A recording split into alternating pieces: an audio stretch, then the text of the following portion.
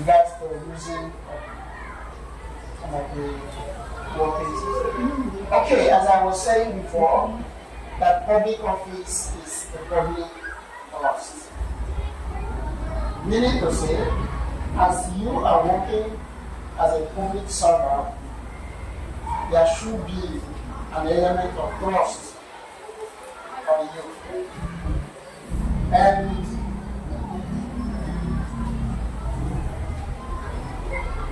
as a word of introduction, as I said, teaching is a public service and public office. This follows, therefore, that a teaching profession has a lot to do with trust. You know why? Because the building up of a nation is basically in the hands of teachers. That is why you must be trusted. The teaching profession is among the most noble yet demanding professions in public service. Teachers are entrusted with the responsibility of shaping the future of a nation.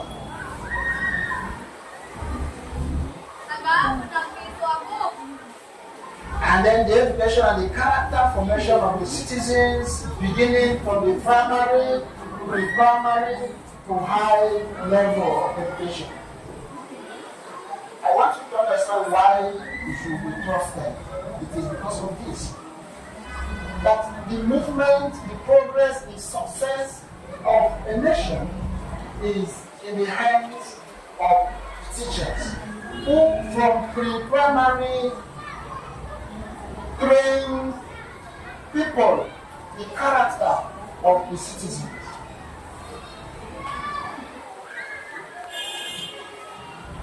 So based on this, I've undergone laws or rules and regulations or ethical standards that guide the public servants become inevitable. Because you should be trusted. Because in your hands we build the character of citizens. In your hands we build the future of the country. In your hands is built how the country will be. Because through the teachers, the lawyers, the doctors, the nurses, and other professions are built through the teachers. And because of that, you must be trusted. And since you be trusted, you must know what will guide this your professional work. And when you know it, then you understand how you will carry your professional job. If you don't know it, you can be making mistakes. You can be doing what you're not supposed to do, and you don't even know that you are already going overboard. So it becomes inevitable. So as teaching profession is very tasking, the ethical challenges faced by teachers or educators is likely to be too much, very enormous. And because of that, that way you have stress. Because your work will be very, very enormous, will be great, will be too much. Sometimes you will have stress. Stress will come in. And if this stress comes in order to maintain a balanced situation, it is very important that we as teachers adhere to the ethical standards of public office or public service. To adhere, to follow, to obey, that's what it means. To obey the rules and regulations, the ethical standard of the public service that will enhance integrity, effectiveness, and well-being of both the teacher and their pupil or their students. Because if you don't follow these rules and regulations, these ethical standards, either the student or your pupil will be suffering it, or you as a teacher will also be suffering it. You will be getting stressful. And so, to do that, we need to understand the ethical framework of a public servant. You have to know it. And I believe all of you are professional teachers. And before you have your license, you're supposed to also know what do's and don'ts of your profession. That is why I said in the beginning that I'm just trying to remind you what you may have known, because it is expected that you should know that. And according to the OECD, the Organization of Economic Cooperation Development, labor instruments, public servants need to know the basic principles and standards they are expected to apply to their work and where the boundaries of acceptable behavior lie. You have to know that. So in this case, teachers are obliged to know the basic rules or principles. Otherwise, the ethics and the standards expected of you in the public sector. We are supposed to know that. And so when you know that, you will find out that you will be able to organize yourself well, you will be able to navigate through whatever task that you come to. You know, as Richard Champman will say that ethics in public service involves applying moral standards by the representatives and officials who act on behalf of the people and government. You are the representatives of the citizens. You are representing the government here. You are representing the people. You are acting on behalf of the people. Because, as I said, as a teacher, you are entrusted with young hearts, the beginners, to build them up, to form their thinking ability, to form what they are going to be as they grow. So you know really that you have a lot of tasks at your hand. And that is done, is being entrusted to you by the people and by the government who hired you. Are you following? So the ethical standards in public service, particularly in education, provide a framework for professional conduct. These standards emphasize core values such as integrity. These ethical standards, the summary of it is integrity, accountability, respect, and fairness. If you're able to follow these rules and regulations, you must be able to have this integrity, accountability, respect, and fairness as provided in Philippine law.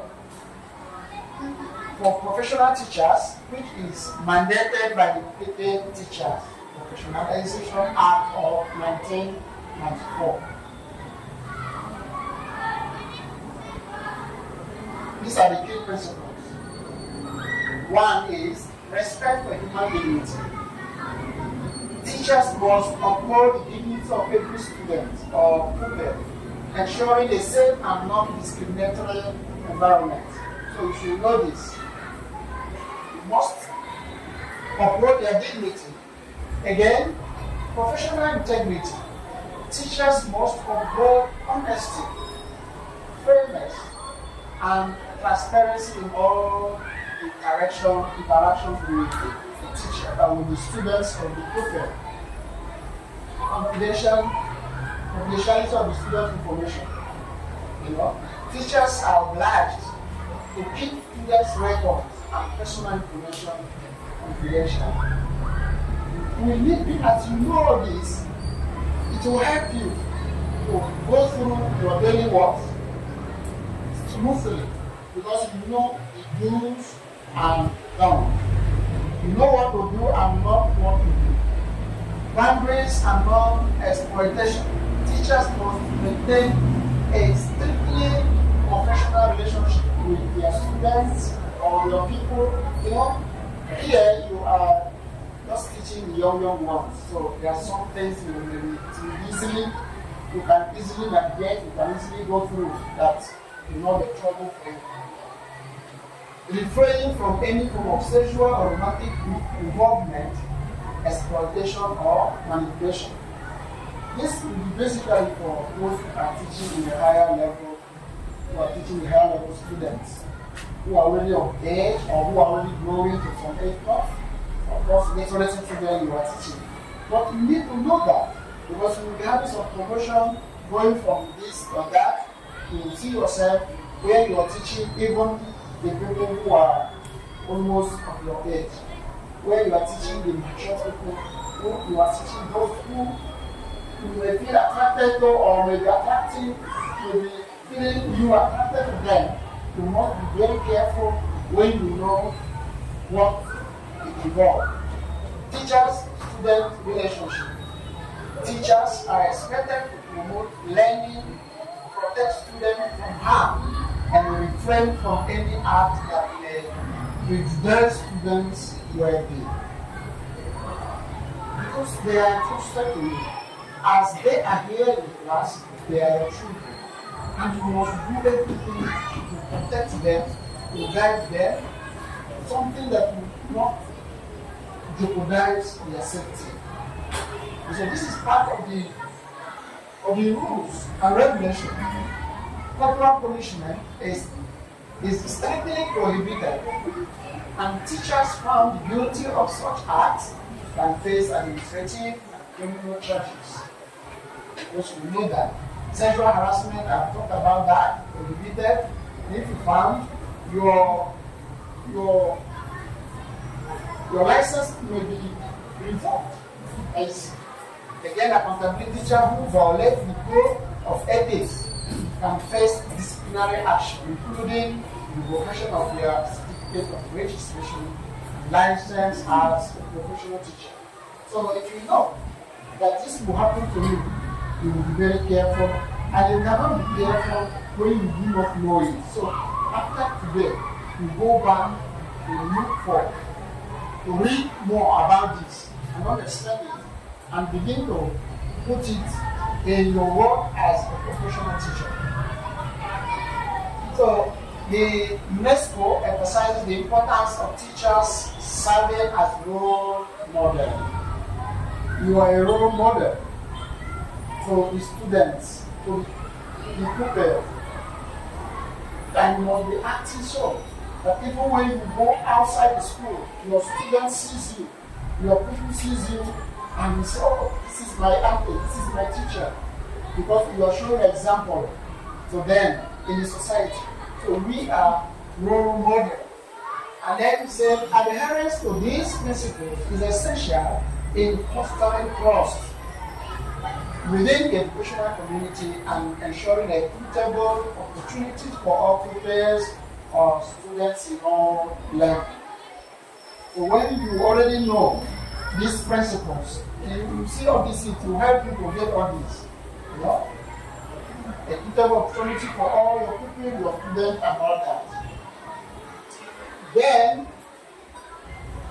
we go into the main thing, stress. Stress in the teaching profession. And what is stress? What is stress? Ask you, what is stress? You know? Stress in layman understanding is how you feel when you are under too much pressure or things are too much to handle. That is stress. You can have, I didn't want to use so many other big English on it. You make it very simple. How you feel when you are under, you have so many things around you. You have too much pressure on you. That is stress. And all of us, we have stress in one way or the other. In fact, we understand that Everyone feels stressed sometimes, and it is okay to ask for help.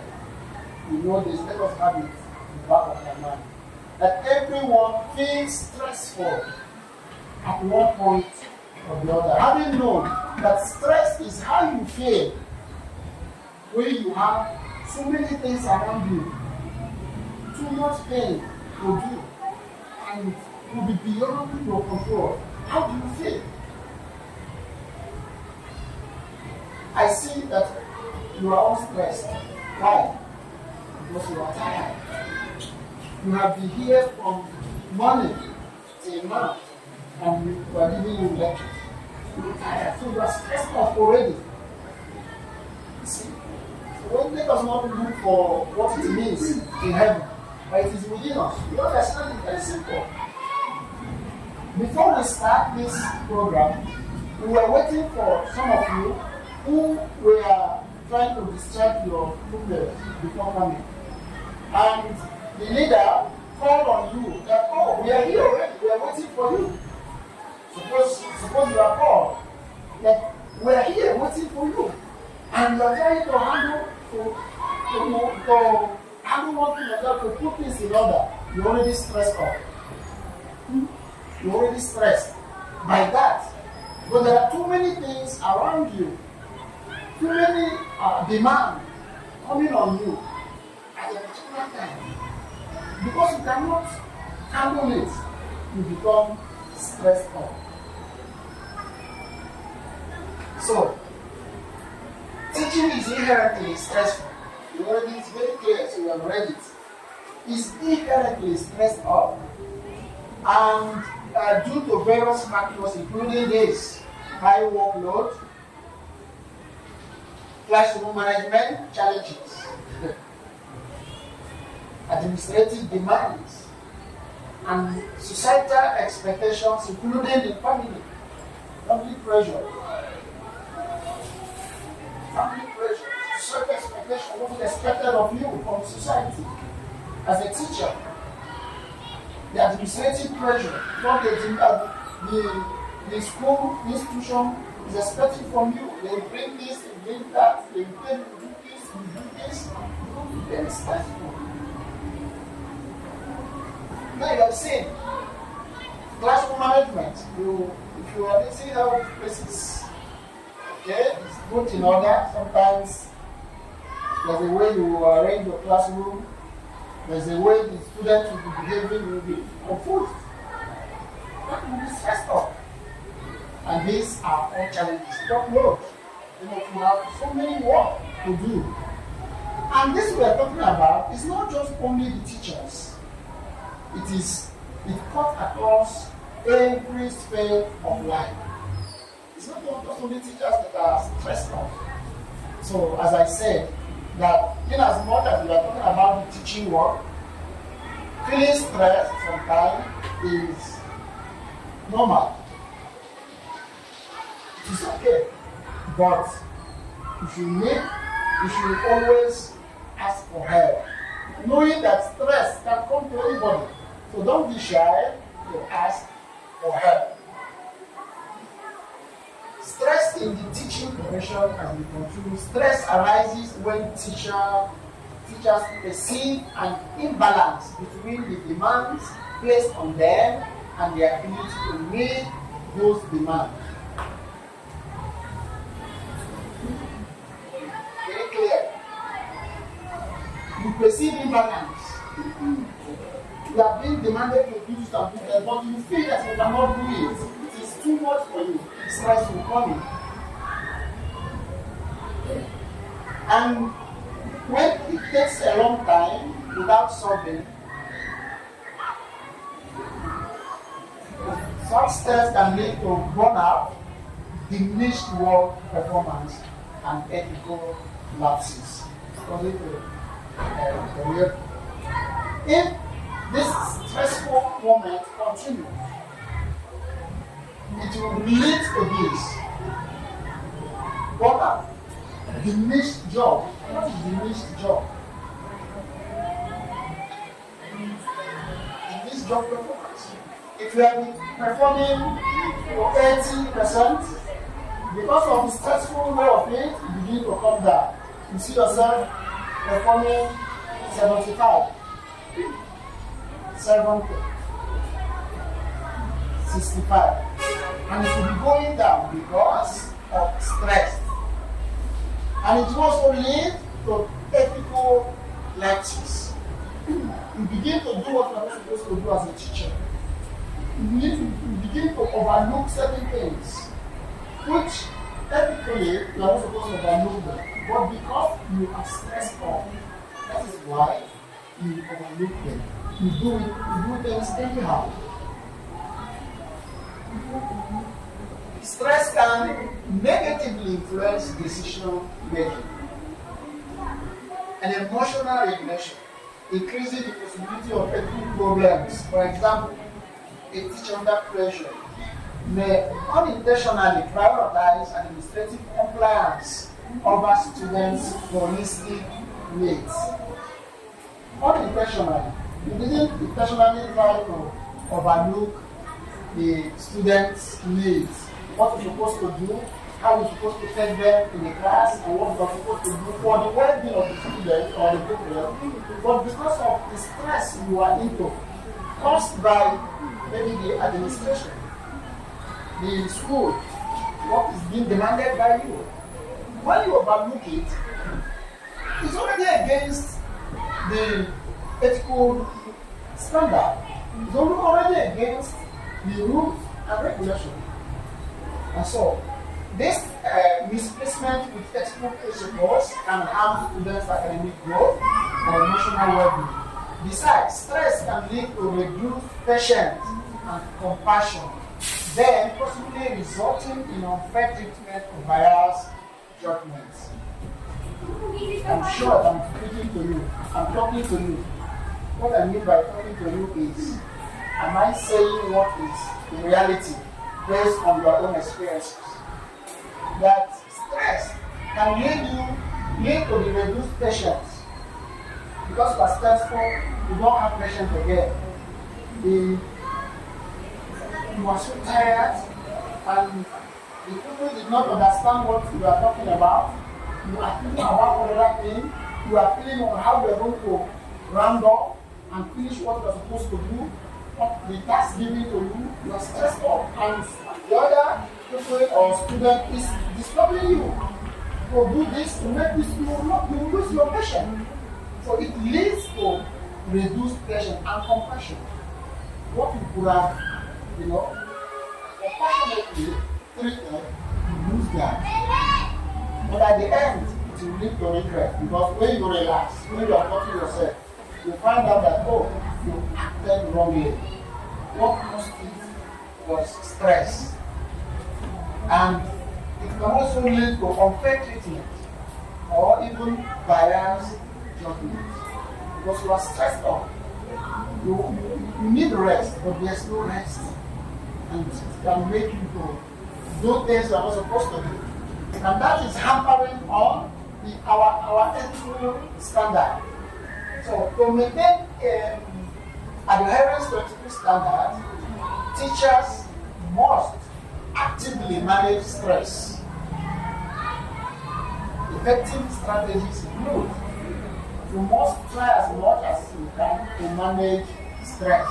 And how to manage the stress? Self-care and wellness practices. Self-care and wellness practices. Okay? Engaging in regular physical activities, maintaining a balanced diet.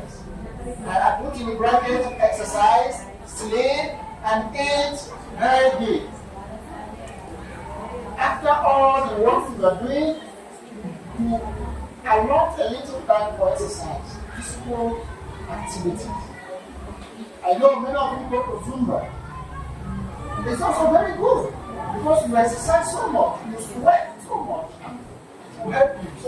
So that one is very clear.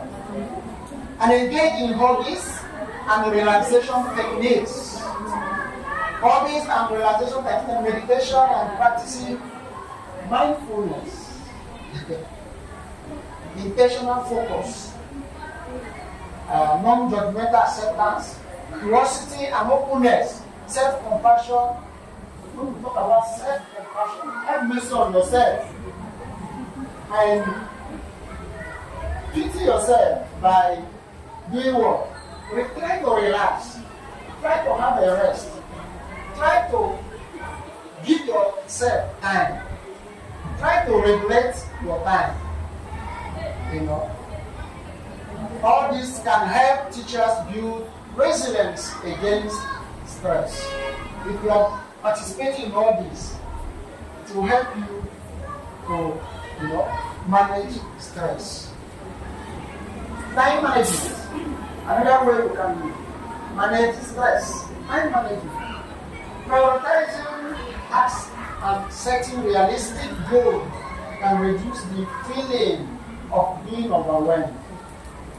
You prioritize your work. Which one comes first? Which one is more important that you have to do now? Which one is having maybe, like if you didn't do it between 8 o'clock and 9 o'clock, it will elapse and you cannot, that is priority. Then you go and do that one first. The one that you can easily shift to another moment, you make it second. So that is priority, prioritizing your time. Time management. Effective time management ensures that ethical obligations such as providing individualized attention to students are not compromised. You see what I was talking about? In a class, everybody is not equal in intelligence, in understanding, in grabbing what you are saying. So you prioritize the time you are not told. This person, this person, this person. If you find out that the other person grabs it so easily, understand what you are saying very fast, there's no need having all the time on him or her. Instead of you to use just a little time for him or her and then allot bigger time to the other one, he doesn't understand easily. That is what we make by time management. This applies to many other things we do. Time management. Know that you have 5 hours. In that 5 hours you have, how do you manage that 5 hours? It will help you to manage your stress. If you manage that 5 hours well, you will find out that the stress will not come as it must have been or it may have come. But when you use the time for this and you are using that time for chatting. Before you know it, chatting has taken over the time for the other one. And when you realize that, you will be rushing and trying to meet up. And that is where stress will come because you will be confused. Professional development. Participating in workshops and training programs equip teachers with tools to handle stress and reinforces their commitment to ethical practices as we are doing now. After today, you even what you know before you forgotten, you know it. You know already what it means to adhere to the ethical practices as a professional teacher. You know already that the Philippine professional teacher organization have rules and regulations that follows the professional teachers. And if you go against it, the repercussion or the result will be revocation of your license. You are reminded today. So having regular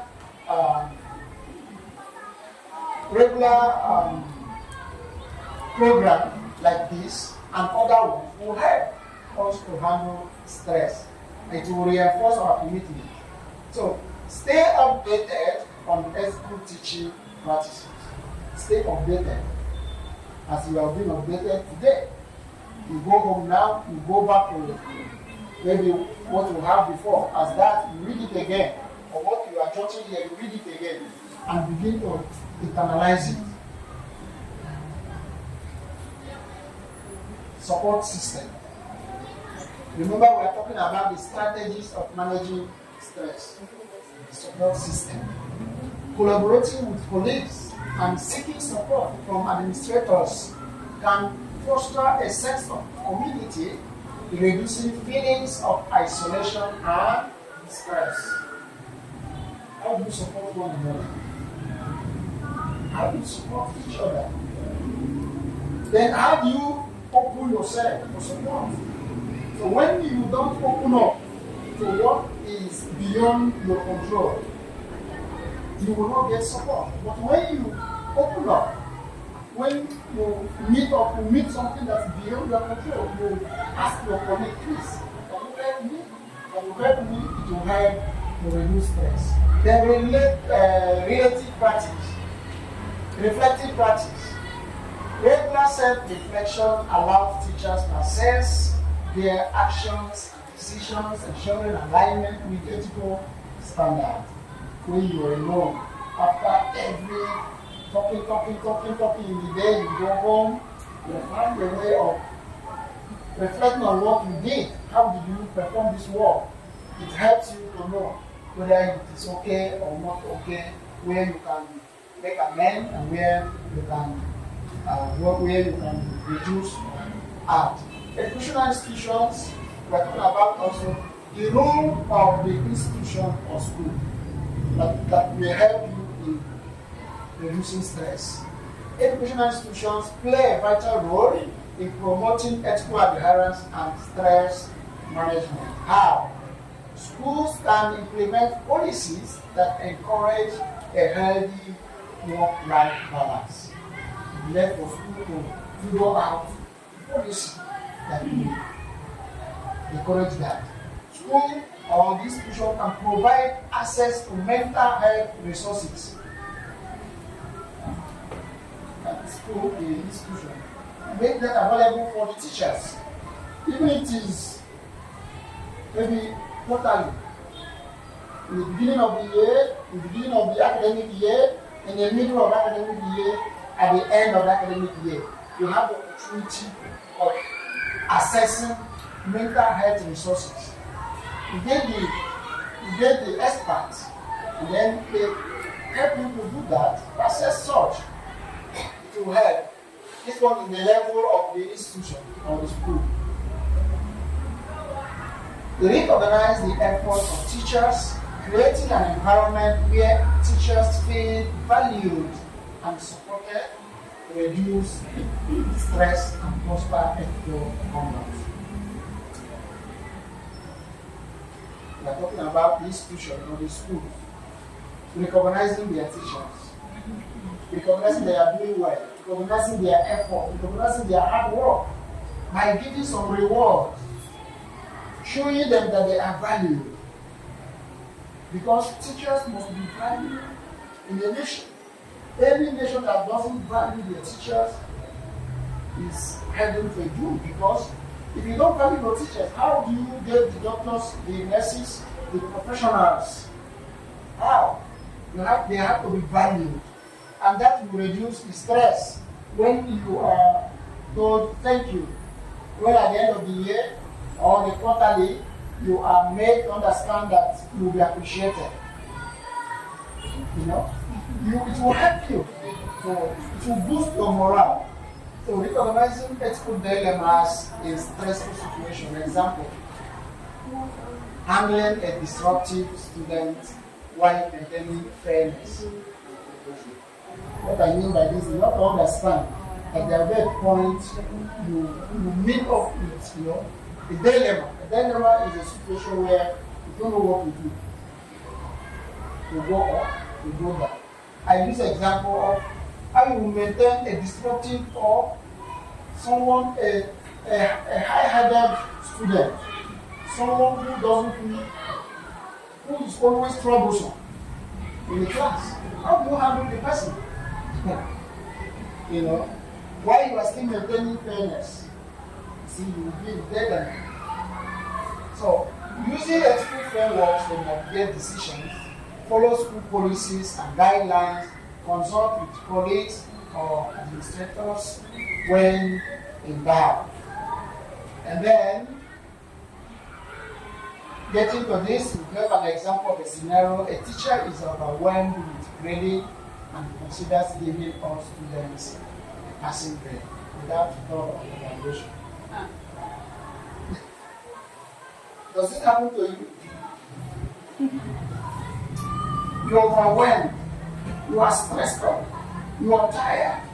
You don't know what to do. There are so many works. So instead of you to go through their work individually, you do what? You decided to just give them pass mark. Meaning that even someone who did not pass is passed. That's great without thorough evaluation. Why? Because you're overwhelmed with grading and considered so much overwhelmed. Sometimes also you will overwhelmed that the first 2, 3, 4, 5, 6 are getting it good. So, very good. My teacher and my students, they know it all. They decided to grade all because you overwhelmed with joy. So this overwhelm has so many meanings. You're overwhelmed with joy that you did well, that the first one you mark, 100%, second one, third one, fifth one, sixth one. So, they are doing well. Okay. Good, banana, good. Without checking again. That's the scenario. What are the ethical implications of such decision? The stress influence decision can also be. I'm giving just a scenario. What may be happening when you are stressful? Sometimes you make a decision while you are stressful. You what? Okay, so just as you are here now, you are very stressful and very tired, and we need to finish up and go, So before I read the conclusion, as you have seen it here, I also get some simple way we can manage stress. Take a deep breath. When you are so tired and stressed up in what you want to do, you just calm down and take a deep breath. So, in other words, we also talk about to talk to someone you trust. Because even when we say talk to a colleague, it's not all the colleagues that you talk to that will help you.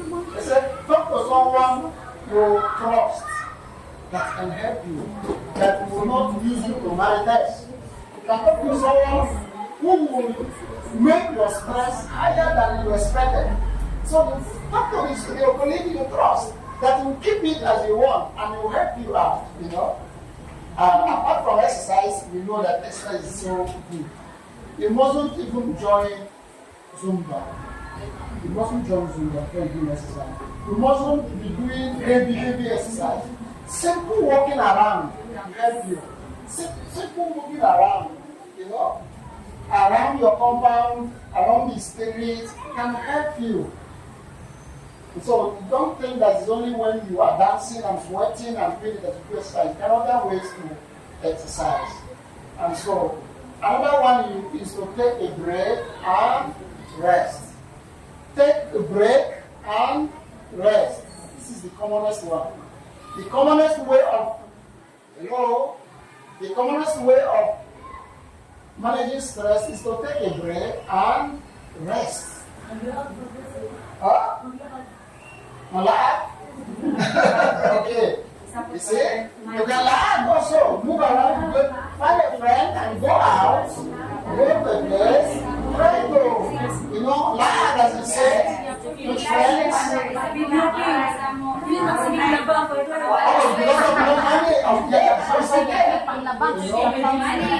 Another cause of stress is lack of money. We spoke about it in the house. So then, adherence to ethical standards in public service, particularly in education, is indispensable. Hello? It is indispensable. To adhere, it is not removed. You cannot say, let us put this one aside. You must adhere to ethical standards for building a just and equitable society. Teachers, as public servants, must navigate the complexity of their roles while managing stress effectively. by adopting proactive strategies and fostering institutional support, educators can uphold their ethical responsibilities and inspire future generations. I just summarize what we have just done. So the key takeaways: ethical standards in public service guide teachers in fostering trust and professionalism. Another takeaway: managing stress is essential to adhere to these standards constantly. Then, call to action: commit to personal and professional growth. You must commit to that. Personal and professional growth. You must commit to it. And then seek balance and support to succeed as ethical public servant. Thanks, and may God bless you for listening as a mistake. Okay, so you time for questions. I know you have stayed. How many minutes? How many minutes? About 15 minutes. 40 minutes? Is that 20 minutes? Okay. 15 minutes na lang.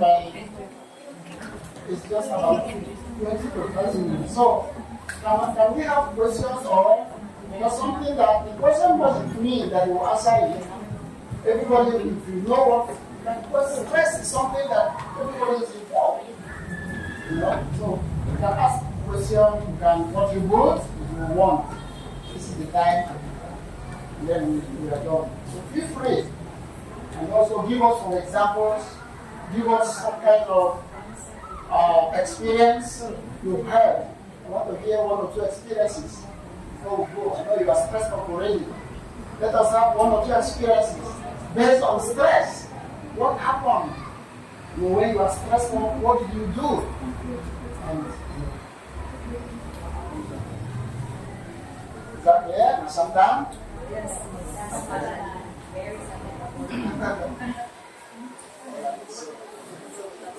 If none, then we know. So if there is none, we have some clarifications or questions to co-father to answer to us. Zero now. So the regular father, and thank you so much. I will be there. So thank you so much, Father, for that wonderful presentations and sharing of ideas to us teachers. Personally, I can say, but this session really, for me, it made me enlightened, open to some situations na I have to accept na stress for me will never be avoided. yes. I as teachers. But the only thing that we should do is we should know how to manage it. And the very first thing that we should put in mind that we have our co-teachers. We did not first year. No, we should not have our stress na ako right yun. No? Kabala na rin sa diya, you go to your best of your best there in your level na, you know man, na we have somebody in our level na mamatigit sa ato. No? Dito na lang sa iya. Okay? We could never be, we cannot avoid all these stressful experiences. Ayaw na lang po sa Marites. Ayaw na lang sa Marites. Ayaw na lang yun sa somebody who can understand you. Na mag-Zumba. So why don't you try